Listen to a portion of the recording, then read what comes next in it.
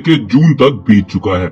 यहाँ पर इसकी सेल्स के बारे में बात करेंगे कि कौन ड्रॉइंग के साथ साल 2022 के फर्स्ट हाफ में 303 यूनिट इसकी बिकी है।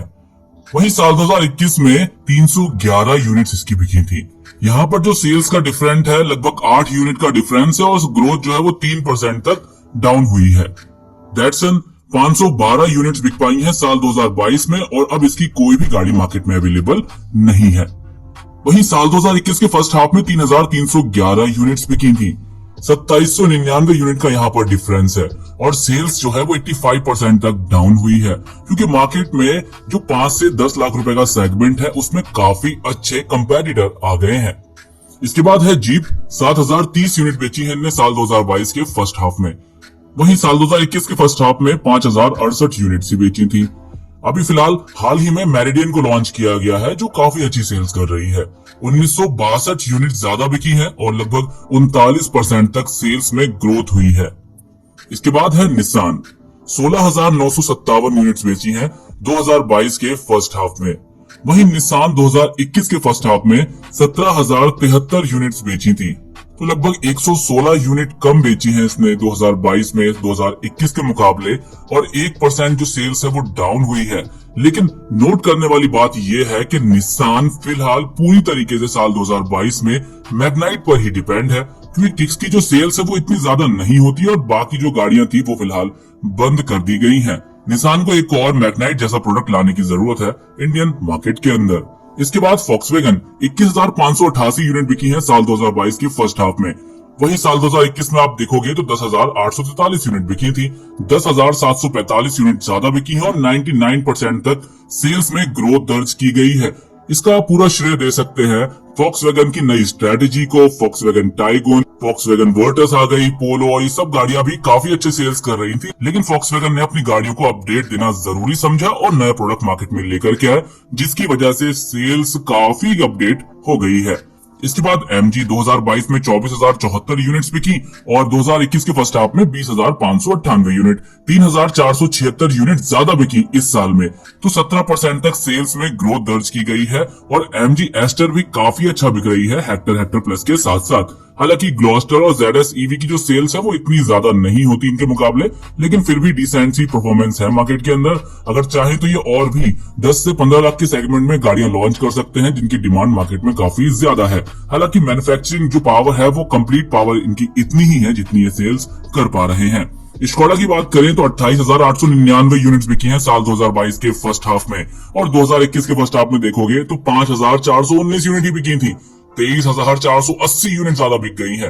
स्कोडा को भी इंडिया 2.0 के तहत लॉन्च की हुई गाड़ियों का सीधा फायदा मिला, जिसमें स्कोडा की कुशैक थी और हाल ही में लॉन्च हुई स्लाविया, जिसने पूरे मार्केट को कवर किया 2022 में। और सेडान सेगमेंट जिसको ज्यादा पूछा भी नहीं जाता उसकी टॉप सेलर में शामिल हो गई है स्लाविया।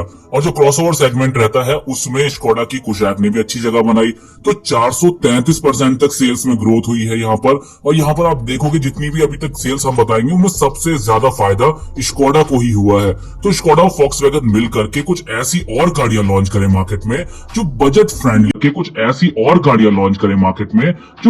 फ्रेंडली हो, जिस वजह से जो मार्केट में कंपटीशन है वो और भी बढ़ जाए। इसके बाद है रेनो, 45,126 यूनिट बिकी साल 2022 के फर्स्ट हाफ में और साल 2021 के फर्स्ट हाफ में 48,970 यूनिट बिकी थी। 3,844 यूनिट कम बिकी 2021 के फर्स्ट हाफ के मुकाबले 2022 में, यानी सेल्स ऑल ओवर डाउन रही। 2022 में 8% तक जो ग्रोथ थी वो डाउन हुई है।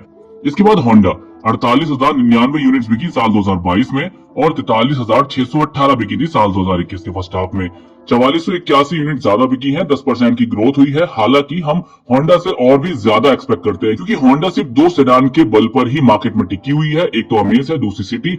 WRV और जैज की सेल्स इतनी ज्यादा नहीं होती है, तो उनको काउंट करना ही बेकार है। लेकिन अभी होंडा को चाहिए कि मार्केट में जिसमें कंपटीशन सबसे ज्यादा है उस सेगमेंट में कुछ ऐसी गाड़ियां लेकर के आए जो बजट फ्रेंडली हो और सेल्स भी अच्छी हो, क्योंकि होंडा एक पुरानी कंपनी है, लोग बहुत ज्यादा बिलीव करते हैं, बहुत ज्यादा इस पर ट्रस्ट करते हैं, ट्रस्टवर्दी कंपनी है होंडा। लेकिन ग्लोबल मार्केट में भी 3-4 अच्छे प्रोडक्ट इन्होंने अनवील किए हैं और उम्मीद की जा रही है कि इंडिया में भी इस साल और या फिर अगले साल के स्टार्टिंग में ही उनको भी अनवील कर दिया जाए, जिससे कि मार्केट में थोड़ा कंपटीशन और बढ़ जाए। इसके बाद टोयोटा 74,583 यूनिट 2022 में बिकी और 59,318 फर्स्ट हाफ 2021 में बिकी थी।